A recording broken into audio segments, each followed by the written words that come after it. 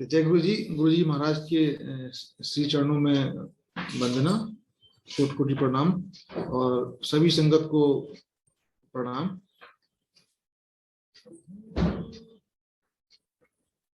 मेरे को महाराज ने आज मौका दिया है अपने सत्संग शेयर करने के लिए। कहते हैं गुरु जी महाराज का सत्संग जो भी शेयर करते हैं उसको ब्लेसिंग मिलती है महाराज की, और जो सुनता है और जहां तक आवाज जाती है वहां तक सबको महाराज की ब्लेसिंग मिलती है।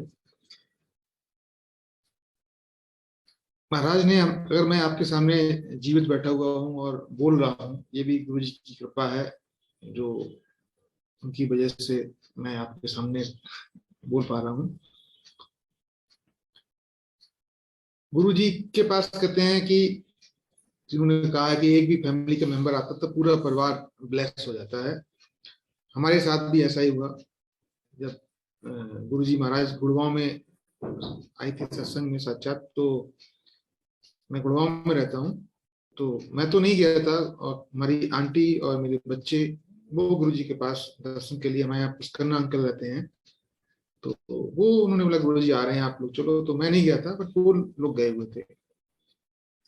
तो गुरु जी ने उनको ब्लेस किया। तो उसके बाद में क्या हुआ कि हमारा जो दीपावली के समय पे मैं अपने नेटिव प्लेस यूपी गया हुआ था, और वहां से दीपावली के नेक्स्ट डे में वापस आ रहा था। तो आते वक्त अलीगढ़ से करीब जो 8-10 किलोमीटर पहले मेरा कार का जो था उसका बस से एक्सीडेंट हुआ। कार में मेरी दोनों, बड़ा बेटा आगे सीट पे बैठा हुआ था, मैं पीछे था। छोटा वाला बेटा उस समय 2-2.5 साल का था, वो मेरी गोद में लेटा हुआ था। तो कार का इतनी तेज एक्सीडेंट हुआ, 100 की स्पीड में गाड़ी थी, और वो हेड ऑन कोलिजन हुआ, और गाड़ी 3 बार टकराई। और टकराने के बाद में रोड साइड में जो पानी भरा होता है ना बरसात का, वो उसमें जाके मतलब उल्टी होके खड़ी हो गई। उसकी विंड स्क्रीन ऊपर थी और बाकी सब नीचे था। तो मेरे को उस समय ये महसूस हुआ कि मैं कहीं बहुत ही डार्क टनल में जा रहा हूँ, बट उसके बाद लगा मैं वापस आ गया। तो मैं सबसे पहले जो विंड स्क्रीन कार की थी उसको मैं बाहर निकला, तो अपने बच्चों को बाहर निकाला, और जो ड्राइवर था वो भी बाहर निकला बाद में। लेकिन किसी को भी ऐसी कोई चोट, मेजर इंजरी नहीं हुई। उसी समय वो जो बस थी, बस के लोग भी उतर के नीचे आ गए। उन्हें लगा कि इस गाड़ी में कोई बचा नहीं होगा, क्योंकि इतना तेज एक्सीडेंट हुआ था। तो जब उन्होंने देखा इसमें बच्चे हैं, अब सारे सुरक्षित निकल आए। और हुआ क्या, उस समय फिर उतनी उसी दौरान मेरी जो मेमोरी थी वो टोटल लॉस्ट हो चुकी थी। मैं किसी को रिकॉल और रिकॉग्नाइज नहीं कर पा रहा था कि भाई, मैं पूछा था ये क्या हुआ कैसे हुआ। तो मेरी सिस्टर वहीं रहती है अलीगढ़ में, तो मैंने उनको फोन किया। तो अब मेरे को कुछ मैं बोल ही नहीं पा रहा था, तो मेरी फोन में बैटरी भी बहुत ही लिमिटेड थी। हमने उन्होंने जो लोकल लोग थे उनको दे दिया, तो वो तो जानते थे। वो मेरी सिस्टर आ गई, हमको वहां से लेके चले गए। और करीब करीब शाम के से लेके अगले दिन सुबह तक मेरी हालत वही रही। वो उन्होंने डॉक्टर पास लेके दिखाया, सब कुछ किया, और by morning 10 o'clock I think मैं नॉर्मल अपने उसमें स्टेज में आ गया था। और उसके बाद हम वापस गुड़गांव आ गए नेक्स्ट डे। और उसके बाद में हम गुरु जी के पास एम्पायर स्टेट जाने लगे। हम तो केवल भाई, वो तो कहते हैं ना गुरु जी के पास अगर कोई भी फैमिली का मेंबर एक जाता है, तो उस दिन महाराज ने हमको पूरी तरह से, मेरे पूरे परिवार की रक्षा की है, उनको नया जीवन दिया। मैं तो कहता हूँ पूरे परिवार को, क्योंकि जिस तरह से वो जो एक्सीडेंट हुआ था उसमें कोई हमारे किसी के भी बचने की संभावना बिल्कुल नहीं थी। जब हम महाराज के पास जाने लगे गुरु जी के पास में, और कहते हैं ना गुरु जी को तो सब कुछ मालूम है क्या है कैसे क्या होता है। वो मैं अभी बता पा रहा हूँ, उस समय तो हमें कुछ नहीं मालूम था कि गुरु जी महाराज क्या है कैसे। हाँ, एम्पायर स्टेट में जाते थे तो हमें लगता था, अच्छा लगता था। गुरु जी की बहुत तेज फ्रेगनेंस आती थी, और मैं बोलूँ कि ऐसे जैसे फव्वारे की तरह मतलब फ्लो करती थी गुरु जी की फ्रेगनेंस। तो मन में आता था कि शायद यहाँ कोई परफ्यूम डालता है, क्योंकि हमारे मन में तो हमेशा संशय और वो सब कुछ रहता ही है ना, ये ऐसा क्यों हो रहा है और कैसे हो रहा है। लेकिन जब कई बार तो सुनते थे गुरु जी की फ्रेग्रेंस से, कभी भी मन नहीं मानता था नहीं ऐसा। बट हाँ, जैसे आप अगर देखो कोई हिंदी मूवी आपने देखा, वो उसमें स्वर्ग और वो दिखाते हैं ना, देव स्थान दिखाते हैं, तो उसमें उस तरह का मतलब वातावरण वो तो क्रिएट करते थे, वो महाराज के चरणों में हमने देखा।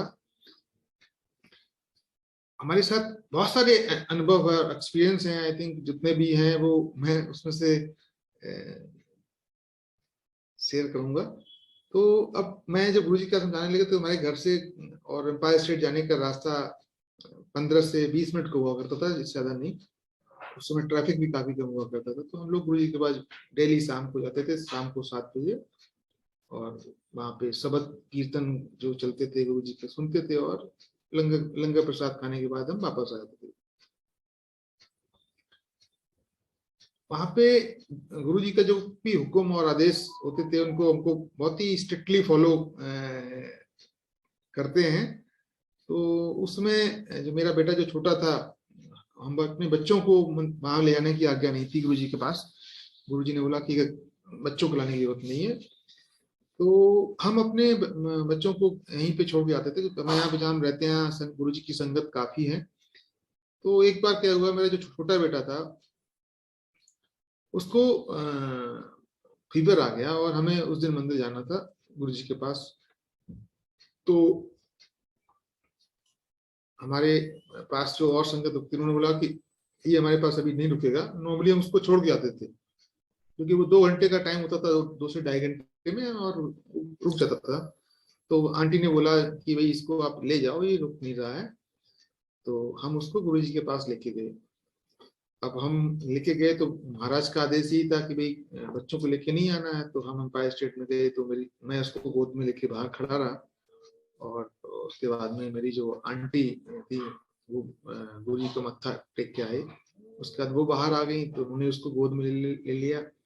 और फिर हम लोग चुपचाप साइलेंटली एम्पायर स्टेट में फर्स्ट फ्लोर पे ऊपर जाके बैठ गए, जिससे कि यहाँ गुरु जी को मालूम नहीं पड़ेगा कि हमने उनको मतलब बच्चे को लेके आए नहीं है। बट गुरु जी महाराज को तो सब कुछ मालूम था, वो त्रिकालदर्शी हैं, जो हम अभी बता पा रहे हैं।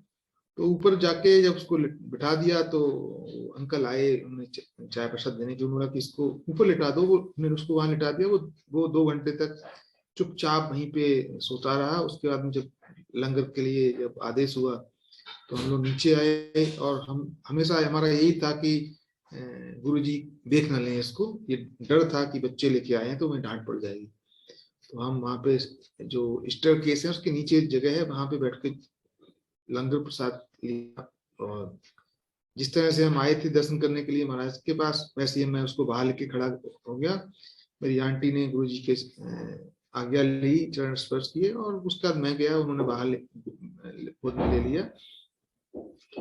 जब हम बाहर अपनी गाड़ी में आके बैठे, तो गाड़ी में बैठते ही एक संगत और थी हमारी गाड़ी में। तो गुरु जी की इतनी तेज फ्रेग्रेंस आई, इतनी तेज फ्रेग्रेंस आई, पूरी गाड़ी जैसे गुरु जी ही महाराज हमारी कार के अंदर बैठे हुए हैं। और हमें मतलब जो गुरु जी की खुशबू हमें फ्रेग्रेंस आती है, तो हमें मन बहुत ही हर्षित और प्रफुल्लित हो जाता है, हमको बहुत अच्छा लगता है। तो हमने एक दूसरे को देखा, हमने अपनी आंटी की तरफ देखा, उन्होंने हमारी तरफ देखा, तो उन्होंने मुस्कुराए। हम 15 मिनट में वापस जब अपने घर आ गए, तो हमने वो पुष्कन्ना आंटी है उनको बुलाया कि बहुत खुशबू आ रही है गुरु जी की, आज तो गाड़ी में आ रही है। फिर उसको हम बाहर आए, अपने बेटे को घर लेके आए, तो वो खुशबू गुरु जी की फ्रेग्रेंस मेरे बेटे के पास से आ रही थी, उसके शरीर पूरे शरीर से जैसे बहुत तेज। तो उन्होंने बोला और उसके सारे कपड़े सब में से। तो क्योंकि वो बीमार था, और हम अपनी उसमें थे कि भी हम उसको गुरुजी से दिखाएंगे नहीं, लेकिन गुरुजी ने उसको उस दिन ब्लेस कर दिया। और वो गुरुजी के पास हम उसको लेके भी नहीं गए, और महाराज की कृपा ऐसी हुई। और ऐसा था कि जो मेरा बेटा है वो काफी छोटा था, तो उसको काफी कभी न कभी कोई ना कोई प्रॉब्लम हुआ करती थी। कभी कोल्ड हो गया, कभी स्टमक में इन्फेक्शन, कभी ये। तो आई से कि आउट ऑफ 1 मंथ वो कम से कम 20 दिन तो दवाई खाता था। और यहाँ तक था कि हम उसको कफ का ज्यादा प्रॉब्लम था, तो वो हम उसको रात रात में कंधे पे लेके घूमा करते थे।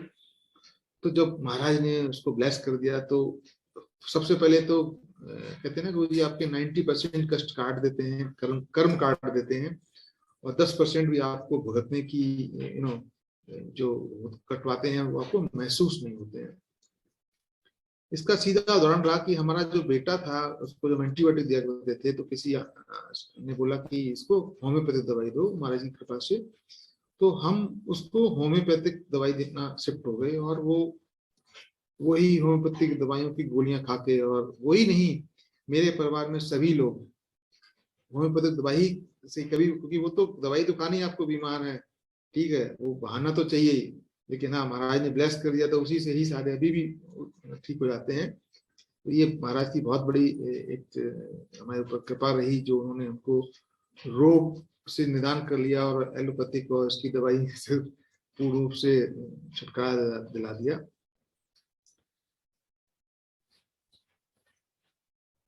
मैं आपको एक और सत्संग सुनाता हूँ, जो महाराज का जो सत्संग गुरु जी का, गुरु जी साक्षात थे उस समय जो चालू हुआ, वो गुड़गांव से ही चालू हुआ। तो उस दिन उस समय जो महाराज का सत्संग किसी कमांडर अंकल हमारे, जिसको बोलते थे महाराज की कृपा से, उनके का सत्संग हुआ करता, तो हम जाया करते थे। तो बहुत अच्छा लगता था सब कुछ।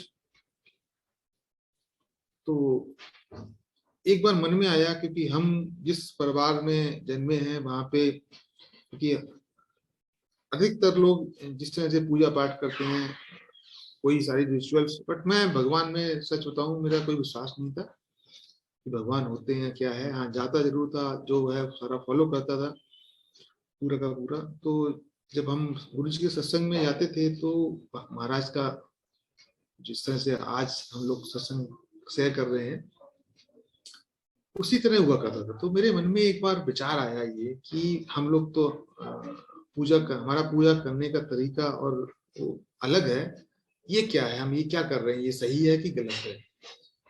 हमारे घर में हर पूर्णमासी को ऑलमोस्ट सत्यनारायण की कथा, आप लोग जिस मालूम होगा तो वो होती थी, तो हम उसी में पार्टिसिपेट करते थे, उसमें हवन हुआ, ये हुआ, और बाकी बहुत सारे, जब ये कोई भी वो आया फेस्टिवल आया, उसमें तरह तरह के जो भी विधि विधान होते हैं वो फॉलो किया थे। तो मैं कहा यहाँ ना तो कोई ऐसा है, केवल ये तो ये मैंने ये सारे सारे मेरे मन में विचार चल रहे थे कि हम कहाँ पे हैं, ये क्या हो रहा है। गुरुजी महाराज आपके मन के एक एक बात जानते हैं। आप आप उनसे बात करो या ना करो, उनको बताओ ना बताओ, क्योंकि वो सबके मन में विराजमान है। तो इतनी देर में हमारे कमांडर अंकल खड़े हो गए। अब हमने उनको बोला भी नहीं था, कहते देखो जो मेरे मन में विचार आया तो उसका आंसर देने चालू कर दिया महाराज जी। कहते देखो हम घर में सत्यनारायण कथा करते हैं ना, वैसे यहाँ पे भी हो रहा है। वहां पे क्या होता है, एक लिखी हुई एक सत्संग है, वो लीलावती कलावती की कथा, जिन्होंने ईश्वर की प्रार्थना की, उनका डूबा हुआ जहाज धन सब मिल गया। और यहाँ पे देखो जो महाराज की कृपा हुई है, उसमें जेतरा अंकल सत्संग कर रहे थे, तो देखो जेतरा अंकल ने ये लाइव आपको बता रहे हैं गुरु जी की कृपा से इनके बच्चों का महाराज ने कैंसर ब्लेस कर दिया। तो ये तो, और महाराज की ये सत्संग है, ये अनंत सत्संग है। तो महाराज ने उस समय मेरी, गुरु जी ने मन का जो दुविधा थी वो दूर कर दी कि हाँ ये सब कुछ जो हो रहा है और हो रहा है वो हम सही पे है, ये तरीका वो जो भी है आज की डेट में। और कहते ना उस समय जो महाराज का हमने सुना था कि उनके जो आदेश थे, कहते कि उस समय गुरु जी का जो स्वरूप था वो हम लोगों को मिलता नहीं था, बहुत इजीली नहीं मिलता था। जब गुरु जी का हुक्म होता तभी मिलता था। तो हमें एक बार गुरु जी का स्वरूप मिला, हम गुरु जी के पास जाते थे, और हमारे फैमिली मेंबर्स जो भी है, मेरे भाई और सो सारे नहीं जाते थे गुरु जी के पास में, क्योंकि वो हम गुड़गांव में रहते हैं। तो मेरी एक बार इच्छा हुई कि गुरु जी का स्वरूप मेरे फैमिली में पहुंच जाए। ये केवल मन में मेरी इच्छा हुई, और मैंने किसी को फोन और कुछ नहीं किया। और महाराज की सब कुछ होता है, महाराज की मर्जी से होता है। तो मेरा छोटा भाई एक दिन गुड़गांव आ गया और हमने उसको गुरुजी के बारे में बताया और वो गुरुजी का स्वरूप हमारे साथ यहाँ से ले गया और हमने उस स्वरूप से 3-4 स्वरूप और बनवा के सबको फैमिली मेंबर जितने थे सब मतलब चाचा ताऊ और सिस्टर सबको दे दिया। तो उन्होंने उस स्वरूप में एक हमारे यहाँ घर में जो सर्वेंट काम करता था उसको भी दे दिया, वो गांव से आता था। मेरे को सर्वेंट शब्द उपयोग नहीं करना चाहिए क्योंकि महाराज की सारी संगति है, चाहे कोई किसी भी रूप में काम कर रहा है, ना तो कोई छोटा है ना कोई बड़ा है। तो हमारे बड़े भाई साहब वो कभी अभी तक बड़े मंदिर नहीं आए हैं, वो महाराज की पूजा करते हैं। तो गुरुजी ने उनको एक दिन अपने साक्षात शिव जी के रूप में दर्शन दिए। अब हम लोग चाहते ना कि महाराज दर्शन दें, तो उन्होंने दर्शन दिए तो वो उनको देख के विशेष नाग और सबको देख के महाराज का स्वरूप देख के वो डर गए। डरने के बाद में गुरुजी अपने उस जो उनके यहाँ स्वरूप था उस रूप में आ गए, तो मेरी रोज पूजा करता है और डर गया। और उसी रूप में जो हमारे घर में जो लड़का काम करता था गांव का, जिसको गुरुजी का स्वरूप मिला था, गुरुजी महाराज ने उसको भी साक्षात शिव जी के रूप में उसके घर में दर्शन दिए। तो गुरुजी महाराज तो सबके हैं, मतलब जो उनके पास आता है, हमने सुना था गुरुजी ने बोला था जो हमारे पास आ सकता है वो पहुंचता, जो नहीं आ सकता है मैं उसके पास खुद जाता हूँ। इस तरह से हम कहते हैं ना, गुरुजी की कृपा आपके फैमिली मेंबर से एक आ गया तो पूरे परिवार पे, और आपके परिवार से जो भी आपके मित्र नाते रिश्तेदार फ्रेंड सर्कल और आपके जितने भी एसोसिएट्स हैं महाराज सबको ब्लेस करते हैं। तो इसके बारे में मैं आपको एक शेयर करता हूँ सत्संग जी। हमारे एक मित्र हैं जो गाजियाबाद में रहते हैं और मैं उनसे काफी दिनों से डिस्कनेक्ट हो गया था, काफी पहले की बात है, 2008 की बात होगी कम से कम। तो एक बार मैंने उनको फोन किया, ठीक है ना, गुरुजी आपको सबका ध्यान रखते हैं, तो हमने एक बार उनको फोन किया और फोन करने के बाद मेरे को मालूम पड़ा उनके गल ब्लैडर में स्टोन है और वो काफी परेशान थे। तो बोलते मैं तो ऑपरेशन करने जा रहा हूँ और ऐसे ऐसे है और आप हॉस्पिटल आ जाना इस दिन आप मेरा ऑपरेशन। तो जिनको ये तकलीफ होती है बहुत ही पेनफुल है, मतलब बॉडी में इस तरह की स्टोन की प्रॉब्लम होती है। तो मैंने कहा हमें हमें तो इतना मालूम था उस समय कि किसी को भी कैसी भी और कोई भी तकलीफ हो तो गुरु जी का बारे में बताओ, हमसे गुरु जी की ब्लेसिंग मिलने से। तो हमने बोला कि आप ऐसे हमारे गुरु जी हैं बड़े मंदिर आ जाओ। तो हमने उनको बड़े मंदिर बुलाया, उस दिन सोमवार था और वो सोमवार को बड़े मंदिर आ गए। आने के बाद में हमने उनसे बोला कि आप अभी ऑपरेशन मत कराओ, गुरु जी की कृपा से ऑपरेशन करने की जरूरत नहीं पड़ेगी। बट उन्होंने नहीं, क्योंकि वो फर्स्ट टाइम आए थे और वो भी महाराज की जैसी मर्जी। तो उसमें मैं मेरी ट्रैवलिंग काफी होती थी, मैं आई थिंक महीने में 20-25 दिन में ट्रैवल करता था फॉर माई ऑफिशियल वर्क। तो मेरे को बॉम्बे जाना था, उनको थर्सडे को शायद ऑपरेशन था, तो मैंने कहा तो नहीं आ पाऊंगा। और हमने उनको गुरु जी का एक स्वरूप दे दिया था। तो जब उनका ऑपरेशन हुआ तो ऑपरेशन होने पे उनके बिल्कुल दर्द ही नहीं हुआ। मतलब अगर आपको कहीं कट लगता है कुछ भी तब भी चोट होती है तब भी दर्द होता है, पर उनके ऑपरेशन होने के बाद में जब बाहर लेके आए डॉक्टर उनको दर्द ही नहीं हुआ। तो उनको मेरी ये बात याद रही कि गुरु जी की कृपा से। तो उन्होंने डॉक्टर से पूछा कि वो 4 इंच का स्टोन था उनके, फिर वो स्टोन कहाँ जो आपने निकाला है, वो निकाल के उन्होंने बटन निकाल दिया, तो वो लाके दिखाया, उसके अंदर स्टोन नहीं थी, थोड़ी बहुत डस्ट टाइप का कुछ था जो आई थिंक। लेकिन वहां पे जितने लोगों को ऑपरेशन हुआ तो गुरु जी की कृपा अनंत है। जितने लोगों को ऑपरेशन हुआ वो सभी करा रहे थे, दर्द से चिल्ला रहे थे, चीख रहे थे, क्योंकि उस समय जो ऑपरेशन होता था वो 3-4 डायरेक्ट कट होने के बाद होता था, it was not through laser. तो उनके दर्द ही नहीं हुआ, उनकी महाराज की ऐसी कृपा रही। और एक जब भी कहते ना गुरु जी के पास हमने महाराज की जो कृपा और अनंत है, उसमें मैं बताता हूँ कि मेरी मदर जो है वो मेरे पास नहीं रहती थी, मैं तो यहाँ रहता हूँ गुड़गांव में। तो जब भी उनको तकलीफ होती थी तो गुरु जी का हमने यही हुक्म सुना था कि अगर कोई बीमार है तो अब अरदास करने के लिए बड़े मंदिर में जाओ, महाराज से प्रार्थना करो। तो वो, क्योंकि आप जो करना है डॉक्टर करेंगे, हम तो कुछ नहीं कर सकते हैं। तो जब भी मेरी मदर की तबीयत खराब होती थी तो मैं बड़े मंदिर जाके महाराज से प्रार्थना करता था, लंगर प्रसाद किया, और जब आते थे तो नेक्स्ट डे वो ठीक हो जाती थी। ऐसे कई सालों तक चलता रहा। तो एक बार उनकी तबीयत खराब हुई तो मेरे ब्रदर का रात में फोन आया कि वो कुछ बोल नहीं रही है। तो उनको शायद हाई ब्लड प्रेशर की प्रॉब्लम हुई थी, जो स्ट्रोक हुआ था उनको ब्रेन में। तो वो कुछ, तो मेरे भाई मेरे से फोन किया मैं कि आप इनको ले जाओ, ठीक हो जाएंगे। नेक्स्ट डे मोने बोला कि नहीं नहीं, इनकी तो आंखें नहीं खुली हुई हैं। मैं आंखें खुल जाएंगी, थोड़ी देर उनकी आंखें खुल गई गुरु जी की कृपा से। कहते हैं कि अब तो ये बोल नहीं रही हैं, तो वो बोलने भी लगी थोड़ी देर बाद। और जो उन्होंने गुरु जी ने उनको अच्छी तरह से आई थिंक संभाला, और वो एडमिट हो गई। और एडमिट होने के बाद के समय मैं गुड़गांव में रहा, मैं गया नहीं उस समय। गुरु जी का सत्संग था 25, जो हर साल में एक बार होता है।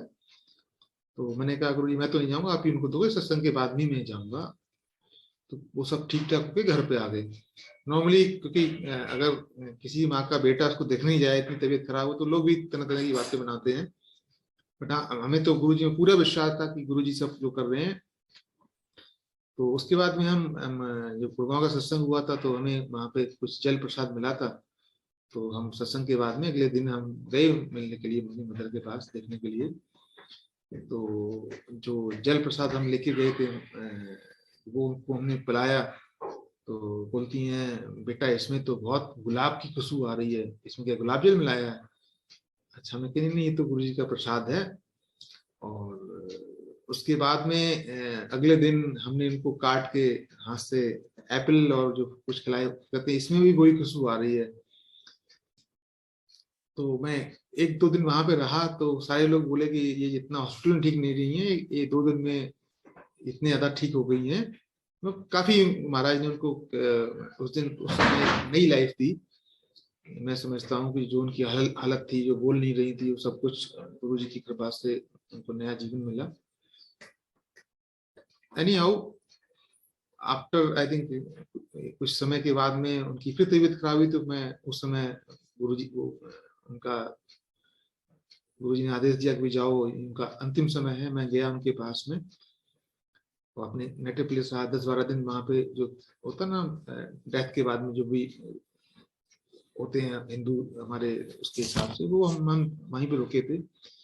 तो अब मेरी मन में आया कि हम तो जब भी थे हम गुरु जी के पास ही रहते थे बराबर। तो मैंने कहा गुरु जी का हम सत्संग करेंगे। तो वहां पे बोला कि नहीं, इस समय जब किसी की डेथ हो जाती है तो घर में पूजा पाठ होना बंद हो जाता है। तो वो 10 दिन के बाद में कुछ होता है कि होता है। तो उनका 10 दिन के बाद में हम महाराज का सत्संग, हमने उनसे बोला। बट वो सब लोग डिनाइल मोड में थे कि ऐसा होता नहीं है। तो गुरु जी ने तो हमको सब इन चीजों से दूर दिखाया कि गुरु जी महाराज हमारे सब कुछ हैं। तो वो हम उनका ये सब नाम लेने में, उनको याद करने में हमें क्या तकलीफ, ये मेरे मन में था। तो 10 दिन बाद में जब मेरी भाभी जी थी, उन्होंने बोला कि भैया आप बोले सत्संग करेंगे, हमारे पास बिल्कुल साफ कपड़े रखे हुए हैं, वो हम करके। तो वो भी महाराज की मर्जी थी। बट मैं अपने मन से काफी निराश हो चुका था कि यहाँ पे सारे लोग इस तरह से मना कर रहे हैं। उस दिन गुरु जी का वहां पे सत्संग हुआ, हमारे पूरे परिवार के ही लोग थे, 40-50 लोग थे सारे। किसी बाहर के लोग को अलाउड नहीं था आने के लिए उस समय पे। तो वो सारे लोग आए हुए थे। अब मेरे मन में केवल एक यही संशय था कि भाई ये सत्संग हम कर रहे हैं, ये सही है गलत है, गुरु जी की आदेश से है कि नहीं है। और हमने सुना जब सत्संग होता तो गुरु जी आते हैं, तो ये सारे मन में बातें चल रही थी। तो गुरु जी का सत्संग हुआ, मेरी सिस्टर मेरे पास में बैठी हुई थी। तो सब 8:30-9 बजे के बाद सारे लोग चले गए, डिस्पर्स हो गए। तो जो मेरे मन के सवाल थे, तो वो महाराज ने कैसे किए वो मैं आपको बताता हूँ। मेरी सिस्टर कभी भी गुरु जी के पास नहीं आई। तो गुरु जी महाराज ने जब सत्संग था तो उस आसन पे जो उनके लगाया हुआ था, साक्षात बैठे हुए थे, उनको दर्शन, साक्षात दर्शन दिए। और वो गुरु जी की मर्जी होती है, वो किसको किस समय दर्शन दें और किसको किस समय वो मैसेज पास ऑन करें। तो मेरे मन में संशय था कि ये हम सही कर रहे हैं गलत कर रहे हैं। तो वो बोली होती भैया भैया कि ये देखो आज हम जब सत्संग चल रहा था तो गुरुजी वहां पे आश्रम पे बैठे हुए थे, मैं सोच रही थी कि मम्मी चली गई, अब हम इनका सबका ध्यान कौन रखेगा। तो गुरुजी मुस्कुरा रहे थे, इनकी तरफ देख रहे थे, सबकी तरफ देख रहे थे। अब उन्होंने हमको बताया तो गुरुजी महाराज उस समय आए और उन्होंने सबको ब्लेस किया, हमारे परिवार को। और उसके बाद में हमारे नेटिव प्लेस पे महीने के हर मंडे को गुरुजी का सत्संग रेगुलर हो रहा है उनकी कृपा से। और बहुत सारे लोग जो कभी महाराज के पास नहीं आए हुए हैं उन सबको गुरुजी ने ब्लेस किया। मतलब बहुतों की असाध्य रोग थे, वो आके गुरुजी का प्रसाद खा के वहां पे उनकी कृपा से ठीक हुए। किसी के 20-20 साल से बच्चा नहीं हुआ, उनको गुरुजी ने संतान दी। गुरु जी की महाराज की बहुत कृपा है। और मैं आपको एक प्रसंग सुनाता हूँ कि मेरा जो छोटा भाई है उसकी जो वाइफ नीतू, उसका तो कहते हैं कि हमारे साथ जो कुछ होता है वो हमारे कर्मों के हिसाब से, उसके हिसाब से होता है। उसको कर्मों को बदलने का केवल जो गुरु जी ही कर सकते हैं, महाशिव ही कर सकते हैं। तो एक बार मेरे भाई ने, पंकज ने मेरे को फोन किया कि भैया डॉक्टर ने जवाब दे दिया। अराउंड 10:30 नाइट में, नॉर्मली 10:30 तक मैं लेट जाता हूँ। तो मैं उठ के बैठ गया, मैं क्या हो गया ऐसा, मैं भी एकदम सबको आ गया कि ऐसी क्या बात हो गई। तो उन्होंने बोला कि बताया कि इनको ऐसे ऐसे ट्यूबरकुलोसिस हुआ था बैकबोन के अंदर, और उसका 2 साल में। नॉर्मली टीबी ऐसी बीमारी है कि लोग उसको छिपाते हैं, बताते नहीं है। उन्होंने हमको भी नहीं बताया था, बोला कि उसके वो ठीक हो गई। उसके बाद में उनका 2 साल इलाज चला उसके पेन के लिए, बैक के पेन के लिए, यहाँ टीबी हो गई थी। वो पोषण, तो वो उनकी एज अराउंड 25-26 थी, तो वो झुक भी नहीं पाती थी, उसका एक बेबी भी था। तो बोला, डॉक्टर ने बोला कि अब जीवन पर्यंत ये ऐसे ही रहेगा, ये कुछ कर नहीं सकते, इतना हालत खराब था। तो हमने गुरु जी के पास हम जो जाते हैं, और जो सुना था कि सब कुछ प्रसाद है, तो हमने कहा कि तो डॉक्टर बोले दे आर एक्सपर्ट, तो हम तो इसमें कुछ नहीं कर सकते हैं। गुरु जी का ये दर्द हो रहा तो दर्द प्रसाद है, इसको सहन करें और हमारे गुरु जी के पास आ जाएं और बड़े मंदिर मत्था टेकें तो जो उनकी कृपा हो जाए। तो इतना कहने के बाद में फिर हमने कहा कि प्रोग्राम भी अपना ही बनाएगा, गुरु जी बुलाने वाले हैं। फिर एक हफ्ते बाद उन्होंने पूछा, तो फिर वो बोलते नहीं आप ही टिकट बुक कर दो आने के लिए। मैंने उनकी ट्रेन की टिकट बुक कर दी। और हमने जब ट्रेन की टिकट बुक कर दी, वो जब वो आए, आने के बाद में जब वो घर पे आए, तो घर में आने पे हमने उससे, नीतू से पूछा, नीतू अब तुम्हारा पेन दर्द कैसा है जो बैक में होता है। तो बोलती भैया वो तो दर्द तो उसी दिन ही खत्म हो गया था जिस दिन आपने बोला था कि ट्रेन की टिकट हमारी बुक हो गई है गुरु जी के बड़े मंदिर दर्शन करने के लिए। अब मेरी भाई भी था, मेरी मदर भी थी, साथ में आई हुई थी। अब वो दोनों लोग उससे नाराज होने लगे तुरंत ही कि आप, तुमने हमको बताया क्यों नहीं, ये वहीं पे ठीक हो गया। अब वो मैंने बोला ना, जैसे क्योंकि हमारे जितने मन और शरीर सब कुछ गुरु जी के कंट्रोल में है, उसको बताना था मेरे को गुड़गांव में आके मेरे घर पे। अब मैंने क्यों पूछा था, इसका भी एक बहुत ही मैंने इसलिए पूछा था कि भाई उन्होंने बोला ये इतना दर्द जो है बहुत ही क्रिटिकल बीमारी हो नहीं पाएगी। तो हमने सुना था कि गुरु जी से लोटा ब्लेस करा के दे देते हैं। और हमारे मन में भी एक बहुत बड़ी दुविधा थी कि मैं बड़े मंदिर सेवा में था और बहुत सारे लोग लोटा लेके आते थे। तो भाई लोटे की जरूरत है कि नहीं है, क्या है, वो महाराज ही जाने। बट उन्होंने जो हमको मैसेज दिया वो मैं आपसे शेयर कर रहा हूँ। तो घर पे आने पे पूछने का मतलब ही यही था कि हम इनसे पूछ के और गुड़गांव मार्केट जाके वो कॉपर का लोटा ले आएंगे और ब्लेस करा देंगे गुरु जी से, और इसका जीवन चलता रहेगा। गुरु जी हमारे बहुत ही कृपालु और दयालु महाशिव, जो आने की मतलब कंफर्मेशन पे ही उसको वहीं घर पे ही ब्लेस कर दिया, जो हमारा घर कानपुर के पास में है। अब हम लोटा वगैरह कुछ नहीं लेके आए। तो गुरु जी महाराज की जो कृपा है वो ऐसी है कि जो जीवन पर्यंत जो बीमारी थी होने वाली थी, जो उसका कोई इलाज ही नहीं था, कि बैकबोन का कोई रिपेयरिंग तो होती नहीं है, हमने तो यही जानते हैं, एक बार हो गया तो हमेशा होता रहता है। तो महाराज की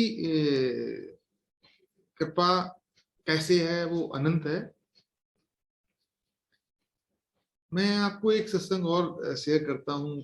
वैसे बहुत सारे हैं, मतलब जितनी गुरु जी की आदेश होगा, जो वो चाहते हैं वही होगा। कहते हैं ना, एक आपके सराउंडिंग्स, जैसे हमने आपको सुनाया, अपने फ्रेंड का सुनाया, अपने घर वालों को सुनाया, मैं एक और जो हमारे बिजनेस एसोसिएट हैं उनके बारे में आपको सत्संग से करता हूँ। तो हम जब गुरु जी से जुड़े और जुड़े हुए हैं, तो हर हमेशा हमें यही लगता है, कोई अगर तकलीफ में है उसको गुरु जी से जोड़ दें, गुरु जी की कृपा उसको मिल जाए। तो मेरे पास एक बार मैंने ऑफिस के वर्क से मैंने किसी बॉम्बे मेरे अपने सप्लायर को फोन किया शाम को 6:30-7 बजे। तो उन्होंने फोन उठाया तो बोले कि नारायण जी, मैं तो अभी हॉस्पिटल में हूँ और अभी तो नहीं, हम बाद में बात करते हैं। तो मैंने पूछा हॉस्पिटल में क्या हो गया आपको, आर यू ऑल राइट? तो उन्होंने बोला कि मेरी वाइफ को जो ब्रेन में एक वायरस चढ़ जाता है कि वो हो गया, और उसके वो ब्रेन में चला गया, और तब से वो कोमा में है पिछले 5-6 महीने से। और कहते हैं कि हमको डेली हॉस्पिटल में आना पड़ता है उनको देखने के लिए, और कोई इनकी कंडीशन चेंज भी नहीं हो रही है। तो इतना सुनने के बाद में मेरे को फील हुआ कि जैसे कि वो जो दर्द का अनुभव कर रहे हैं वो मेरे को महसूस हुआ सारा। तो मैंने अपनी आंटी से पूछा कि, इनको गुरु जी का स्वरूप भेज दें जिससे इनके ऊपर महाराज की ब्लेसिंग मिल जाए। हमने आपस में मन में बात किया एक दूसरे से। हमने कहा ठीक है, कल बॉम्बे कुरियर से गुरु जी का एक स्वरूप इनको भेज देंगे हम। तो हमने भेजने से पहले उन्होंने बोला आप उनसे बात तो कर लो एक बार, कोई मानता है गुरु जी को, कोई नहीं माने। अब जो हमारी श्रद्धा और कृपा महाराज के ऊपर है वो सबके मन में नहीं है। तो जब अगले दिन सुबह 8 बजे हमने फोन किया, तो फोन वो मिस्टर कामत है उनका नाम, उन्होंने नहीं उठाया। और उनके किसी फैमिली मेंबर्स ने उठाया। मतलब कि वो तो बिजी है, उनकी वाइफ की डेथ हो गई है, वो एक्सपायर कर गई है कल रात में, और अभी वो बात नहीं कर सकते। तो मैं ये आपको बताऊंगा कि वो मिस्टर कामत, जिनकी वाइफ को पिछले कई महीने से कोमा में थी, हॉस्पिटल में थे, उनके हस्बैंड जो थे वो बहुत ही परेशान हो रहे थे।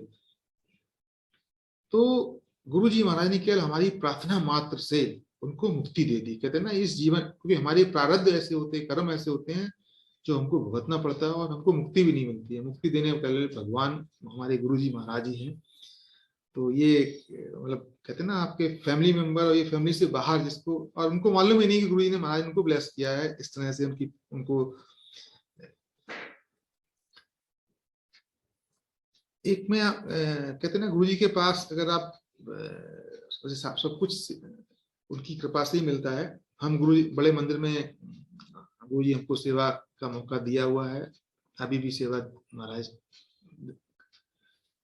की करने का मौका मिलता है उनकी कृपा से। तो सेवा का बहुत बड़ा जो कहते हैं ना कि भक्ति में एक सेवा, महाराज की सेवा बहुत बड़ा, मतलब उससे आपके डायरेक्ट कर्म कटते हैं। और कई मेरे पास हैं इसके सत्संग। तो मैं अपनी आंटी हैं उनके बारे में बताता हूँ कि जो कुछ होता है ना, गुरु जी के पास रहने पे हमारे वो कर्म बहुत ही इजीली कट जाते हैं। तो हम लोग बड़े मंदिर में थे, तो हम दोपहर में जाते थे लंगर की सेवा के लिए हमारे सिंगला अंकल के साथ में। तो एक दिन क्या हुआ कि वहां पे मिक्सिस में ग्रीन चिली थी, वो पीसते हैं ना मिक्सर में, तो वो पीस रहे थे और उसका जार का ढक्कन खुल गया। मेरी आंटी की आंख में पूरी की पूरी हरी मिर्च का पेस्ट ग्राइंड किया हुआ चला गया पूरे फेस पे। हम बड़े समय, शाम का समय था और सत्संग चालू, बड़ा मंदिर दर्शन के लिए चालू हो गया था। तो मैं बड़े मंदिर मैन हॉल से बाहर निकल के गुरुजी के रूम से आ रहा था, तो जो चाय प्रसाद का ट्रे था उसमें शायद एक गिलास नीचे गिर गया और वहां पे वो टूट गया। और मैं उस समय ही वहां आया। तो जब आया तो काफी 2-3 लोग और थी संगत जो थी, वो बाहर से कोई कपड़ा ले आया, कोई कुछ ले आया, उन्होंने मेरे हाथ में पकड़ा दिया और मैं उसको साफ साफ किया, जैसे सफाई पे की। ये तो एक बहाना होता है कि गुरुजी ने वो पर्टिकुलर इंसिडेंस की कि चाय प्रसाद का गिलास टूटा, मैंने उठाया, सारा साफ किया। उधर हमारी आंटी जो थी वो, आप अब तो मंदिर में काफी चेंज हो गया है, पहले बैक साइड में 2 रूम हुआ करते थे, वो उस वाले रूम में लेटी हुई थी। तो मैं सीधा गया देखने के लिए, वो लेटी हुई है, मैं उसको डांटने लगा देखते ही। हमने क्या यहाँ को लेटने के लिए थोड़ी आते हैं, लेटी हुई हो वो। तो हमारी सिंगल आंटी बोलती, नहीं नहीं इसकी आंख में मिर्च लगी। हमने, नहीं ऐसे बहाना कर दी, तो कुछ नहीं लगी हुई है, इसको उठाओ। और वो उठ के बैठ गई, तो हमने देखा हमें मिर्च लग रही है कि नहीं लग रही है। बिल्कुल उसका चेहरा तो चमक रहा था, उन्होंने घी लगा दिया था आंखों में। तो कहते हैं वो कोई बड़े कष्ट होंगे महाराज ने, जो मैं समझता हूँ उसका फेस जलना होगा, जो महाराज ने मिर्च से किया, जिससे कोई प्रॉब्लम नहीं हुई। और हमें वहां सेवा दी उस इंस्टेंटली, और उन्होंने, महाराज ने उसको ब्लेस कर दिया। उसकी आंखों में मिर्च कुछ भी नहीं थी। तो गुरु जी के पास जो सेवा जो है महाराज देते हैं, उसकी कुछ अलग ही जो बोलते हैं कि ब्लेसिंग रहती है। कहते सेवा करके महाराज आपके कष्ट काट देते हैं।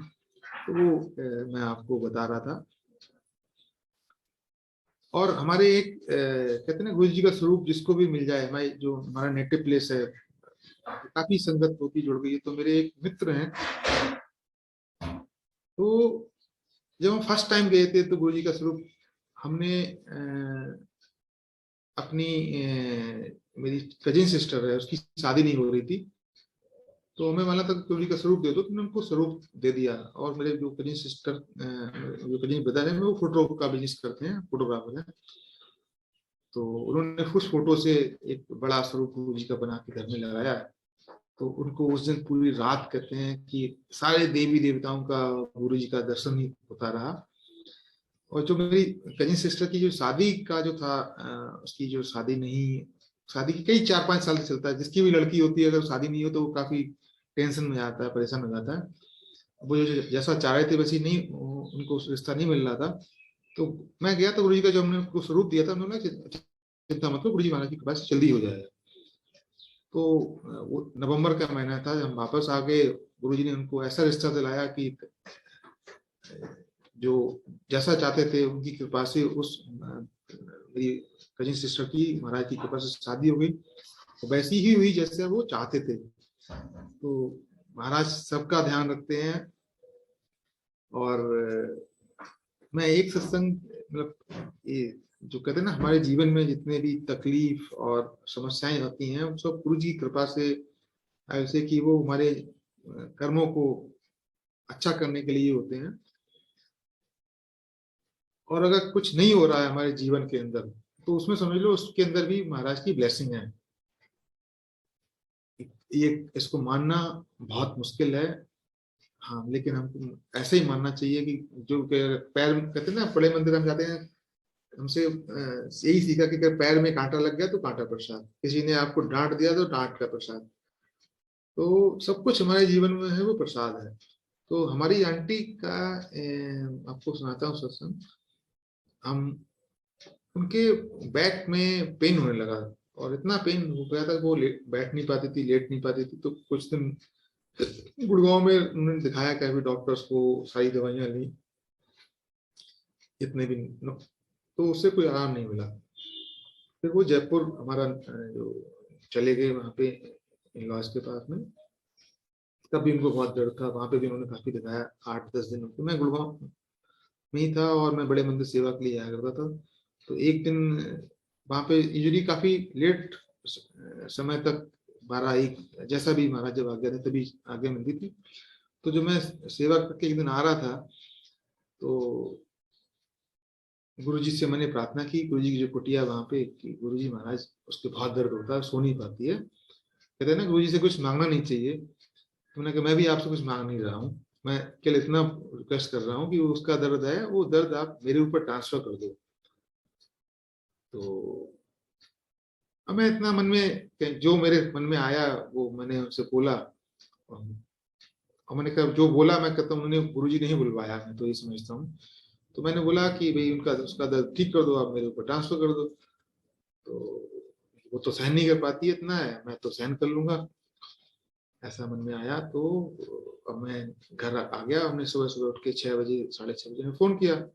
हमने बोलो अब कैसा, मैं सुबह उठ के पूछता था, कैसी तबीयत, हमने कैसी तबीयत है, कि अब तो मैं अच्छा फील कर रही हूँ। और कहते कल रात को 12 बजे के बाद में मैं, मेरे को बहुत अच्छी नींद आई। वैसे मैं सो नहीं पाती थी, मैं पूरी तरह सो रही हूँ, दर्द भी नहीं है।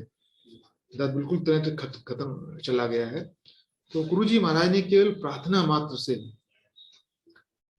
मेरी आंटी का जो दर्द इतना सीवियर था, जो गुरुजी ने ठीक कर दिया। हाँ बट हाँ, जो भी उसमें समय जितना लगा, कहते ना कुछ तो समय होता है हमारे जीवन का जो कष्ट का होते हैं। लेकिन दूसरा ये जो महाराज से हमने प्रार्थना की थी कि भाई वो दर्द आप मेरे ऊपर ट्रांसफर कर दो, तो मेरे को दर्द कुछ नहीं हुआ, मैं पूर्ण रूप से सही था। महाराज की बहुत बहुत धन्यवाद, और उसको उस तकलीफ से मुक्ति दी उन्होंने।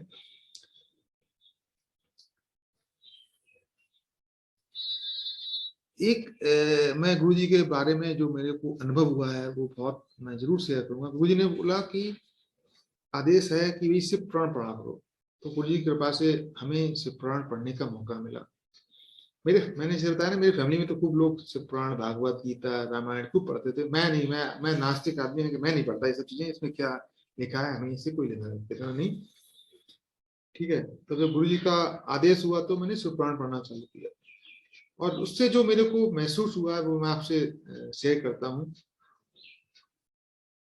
गुरु जी महाराज जब शिव पुराण के पहले ही अध्याय में दिया हुआ है कि शिव जी की जो भगवान की जो पूजा है वो किस तरह से हो सकती है, और उसमें सबसे उत्तम विधि क्या है। तो एक तो बोलते हैं कि मूर्ति की पूजा, जो लोग नहीं कर सकते वो मूर्ति की पूजा करें मंदिर में जिस तरह से होती है। दूसरी है शिवलिंग की पूजा, शिवलिंग के ऊपर चढ़ाते हैं। और जो सबसे उत्तम विधि बताई गई है महाराज की, जो महाराज का सत्संग होता है, जिस तरह से आप जरा बड़े मंदिर गए हैं तो कहते हैं शिव जी भगवान के लिए बहुत बड़ा अच्छा सा आसन लगाएं, और जो उनके भक्त हैं उनके बैठने के लिए अच्छा सा इंतजाम करें, और जो ध्यान है उनके उनको ही स्मरण करें, गुरु जी महाराज को, और ध्यान करने के लिए। तो ये सबसे सबसे सबसे जो कहते हैं ना कि जो मेरे मन का एक संशय था कि हमारे घर में किस तरह से पूजा होती है, तो ये सबसे उच्च कोटि की काबिल से कि भगवान की आराधना है, हम उनके बैठ के उनका ध्यान करते हैं, उनका शब्द सुनते हैं पूरा कर, वो मैं आपसे शेयर करूंगा। और एक सत्संग में आपसे शेयर करता हूँ कि जब हम पहले बड़े मंदिर महाराज ने समाधि ले ली थी, उसके बाद में हम, तो गुरु जी की समाधि आप लोगों ने देखा तो काफी बन गया है सब कुछ, पहले बिल्कुल नॉर्मल सी थी, उसमें ये कंस्ट्रक्शन वगैरह नहीं हुआ था। तो सुबह सुबह डेली आई थिंक कई साल तक वो प्रोसेस चला है, महाराज का सुबह सुबह समाधि की सेवा होती थी, तो हम जाया करते थे। हमारे बच्चे भी छोटे थे, हमको भी लेके वो बेचारे साइड में बैठ जाते थे, बट हाँ हम सेवा करके आया करते थे। ये रिलेटेड है हमारा यूरोप ट्रेवल के वीजा के लिए, जो मैं आपसे सत्संग शेयर कर रहा हूँ। तो मैं यूरोप में जाने के लिए मेरा कुछ कंपनी की तरफ से कुछ ट्रेवल प्लान था, तो हमने वीजा के लिए अप्लाई किया, वो वीजा रिजेक्ट हो गया। ये तब की बात है ना जब यूरोप इंग्लैंड में आई थिंक कुछ टेररिस्ट का कुछ ट्रेन के अंदर कुछ हुआ था, तो उन्होंने काफी ऑब्जेक्शन वगैरह लगा रखे थे कि ट्रैवल के लिए। तो मेरा वीसा नहीं बना, तो मेरे ऑफिस के लोगों ने बोला कि तुमको तो टेस्ट डिक्लेयर कर दिया, इसलिए तुमको वीसा नहीं दे रहे। और हमारे कुलिक जा रहे थे, उनको मिल गया, हमें नहीं मिला। अब हम लोग उस दिन मेरी आंटी मंदिर में सेवा करने के लिए गए थे सुबह, मेरी आंटी बोले चिंता मत करो, गुरु जी की कृपा से जो होगा वो अच्छा होगा। अब वीसा बनवाने के लिए नॉर्मली कहते हैं ना कि कोई आपका अच्छा अप्रोच हो, तो मैंने कहा किसी बड़े आदमी से जो ब्यूरोक्रेट्स और जिसके अप्रोच हो उससे हमारा कोई कॉन्टेक्ट होना चाहिए। तो उस दिन हम बड़े मंदिर गए, हमें लंगर करने को मिला, तो हमें लंगर में, मैं नाम नहीं लूंगा, मतलब बहुत ही हाई प्रोफाइल गुरु जी की संगत है जो इस काम को कर सकते थे, तो वो मेरे साथ लंगर किया। उनके साथ में जो दूसरे बैठे हुए थे उन्होंने बोला आप इनको जानते हैं कौन है। हमने कहा मैंने जानते हैं इनको, मैंने टीवी में देखा है। मैं बैठा, हम लंगर करके हम आ गए, कोई बात नहीं। अब नेक्स्ट डे मैं एम्बेसी गया, जर्मन एम्बेसी गया, तो वहां पे काफी मेरे को गुरु जी की फ्रेग्रेंस आई घुसते ही। लेकिन जैसे ही मैं अंदर गया तो अंदर जाके मैंने बोला मेरा ऐसा वीसा रिजेक्ट हो गया है, और ये वीसा मेरा तो चाहिए, मेरे को जाना है एक दो दिन के बाद में। तो बोला कि अगर आपका वीसा रिजेक्ट हो गया, इसकी तो प्रोसेस है, आपको री अप्लाई करना पड़ेगा और 10 दिन बाद अप्लाई कर सकते हो, सब कुछ उन्होंने हमको बोल दिया। तो मेरे मन को बहुत ही उदासी हो गई, हमने ये तो सब कुछ हो गया, मैं तो गुरु जी की बहुत फ्रेग्रेंस आई, और हमारा वीसा तो कोई चांस नहीं है। मैं निराश होकर वापस आ गया। नेक्स्ट डे था सैटरडे, तो मैं ऑफिस गया सैटरडे। तो ऑफिस में मेरा जो कुलीग था वो बैठा हुआ था, तो उसने बोला कि Narayan ji, why don't you try and give a call to them to reconsider. तो हमने कहा ठीक है, बट मन में तो था कि मुझे आगे कुछ होने वाला नहीं है। तो मैंने उनको एम्बेसी को फोन किया वहां से। तो एम्बेसी को फोन किया तो बोला कि उन्होंने कि ठीक है, just wait, I will checkup your details and I will come back to you next half an hour. तो मैंने बोला मेरे को आज शाम को ही ट्रेवल करना है और प्लीज अगर हेल्प कर सकते हैं तो ठीक है। तो आधे घंटे बाद फिर मैंने दोबारा उनको फोन किया। तो फोन करने पे मेरे को मालूम पड़ा कि मेरा जो ट्रेवल डॉक्यूमेंट और टिकट और शायद होटल का कुछ इशू था डॉक्यूमेंट्स के अंदर, टिकट में कुछ उनको ऑब्जर्वेशन नजर आया था। तो बोला कि आपके टिकट में ऐसा है, if you have correct one then you can come and I can try and talk to ambassador if he can allow you. तो मैंने अपने ऑफिस में ही बैठा हुआ था, मेरा ऑफिस कनॉट प्लेस में था उस समय पे। तो मैंने बोला तो उन्होंने बोला ठीक है, ये प्रॉब्लम है कि Narayan ji don't worry, I will get the fresh ticket. तो हमें इमीडिएटली वो टिकट का जो में करेक्शन था, होटल का बुकिंग का भी इशू था, वो उन्होंने हमको दे दिया इमीडिएटली। और मैं अपने ऑफिस से, वैसे ही मेरे घर से ऑफिस से 10 मिनट का डिस्टेंस था, मैं कार से जाके वहां पे चला गया। और मैं जब वहां एम्बेसी पहुंचा हूँ तो मैं आपको बताऊं कि ऐसा लगा कि मेरे को सारे लोग जानते हैं वहां पे एम्बेसी में। गार्ड्स लेके सबको मेरा नाम था, यस मिस्टर भारद्वाज, या please please come please come. तो मैं गया ऑफिस में, एम्बेसी ऑफिस में कोई नहीं था। वो एक लेडी आई, उसने बोला क्या mister Bhardwaj, yes give me your passport. और एक वो फॉर्म लेके आई, उस फॉर्म पे उसने मेरे साइन करा लिए और मैंने उसको पासपोर्ट दे दिया कि जस्ट वेट। मैं वेट करता रहा आधा घंटा 1 घंटा, करीब 2 बज गए थे वहां पे बैठे बैठे। वो बाद में आई, mister Bhardwaj just this is your passport and visa. और उन्होंने हमसे कुछ भी नहीं लिया, हमें पासपोर्ट और वीसा मिल गया विद इन आवर्स। अब मैं वहां से बाहर निकला, जो मतलब पासपोर्ट आपको वीसा मिल नहीं सकता था, वो महाराज ने अपनी कृपा से विद इन आवर्स में करवा दिया, बिना किसी अप्रोच और एनीथिंग। और उसके बाद मैंने ऑफिस में फोन किया कि मेरे को वीजा मिल गया। एवरीबॉडी वाज सरप्राइज कि आपने किस कहाँ कौन सी अप्रोच लगाई है। मैं हमारी बहुत बड़ी अप्रोच है। और अब मैंने कुछ बोला तो नहीं उनसे। एनी हाउ मेरे पास उसमें फॉरेक्स वगैरह सारे डॉक्यूमेंट्स भी नहीं थे। मैं गुड़गांव से, क्योंकि शाम को 5 बजे की फ्लाइट थी, मैं सीधा वहां से एम्बेसी से गुड़गांव आ गया अपने घर। हमने बोला आप टिकट वगैरह भी मेरे घर पे ही वहीं पे एयरपोर्ट पे डिलीवरी करा देना, बाकी जो डॉक्यूमेंट्स हैं। मैं घर पे आया, मैंने पैक किया, पैक करके मैं एयरपोर्ट पहुंचा। और कहते हैं ना कि आपको महाराज सब कुछ एहसास भी दिला देते हैं कि आपके साथ क्या हो रहा है, कैसे हो रहा है, उनकी कृपा से ही हो रहा है। मैं उस दिन फ्लाइट लेके मैं गया और महाराज ने हमको बहुत अच्छी सीट बिठाई, जो काफी हाई लेग स्पेस की, जिसको लोग चूज करते हैं, वो ऐसे ही हमको मिल गई। और उसमें बहुत ही जो स्पेशल हुआ वो मैं आपसे शेयर करता हूँ। मैं यूरोप में पहुंच गया और जब मैंने होटल में चेक इन किया, तो चेक इन करने के बाद में जैसे ही मैं वहां पे अपने रूम में पहुंचा, तो गुरुजी ने हमको एक सबक सुनाया वहां पे। और सबक, कहते हैं ना कि गुरुजी कुछ भी कर सकते हैं, ठीक है ना। तो वहाँ कोई ऑडियो वीडियो कुछ भी नहीं था। वो पूरा पूरा का शब्द मैंने वहां पे सुना है, मेरे कानों में पूरा सुनाई पड़ा। अगर आपने सुना, गुरु चरना की चाकरी महाकरणी, ये वाला शब्द गुरुजी महाराज ने पूरा हमको सुनाया। तो महाराज हमको ने जो भी हमसे सेवा ली है, उनकी कृपा से ही मेरे को ये पास जो वीसा वगैरह मिला। तो गुरु जी के सत्संग बहुत सारे हैं अंकल। आई थिंक मैं अपनी वाणी को यहीं पे विराम विराम दूंगा। और बहुत बहुत धन्यवाद महाराज का, जो उन्होंने हमको मौका दिया आज सत्संग करने का। और जय गुरु जी। जय सभी सभी संगत को प्रणाम।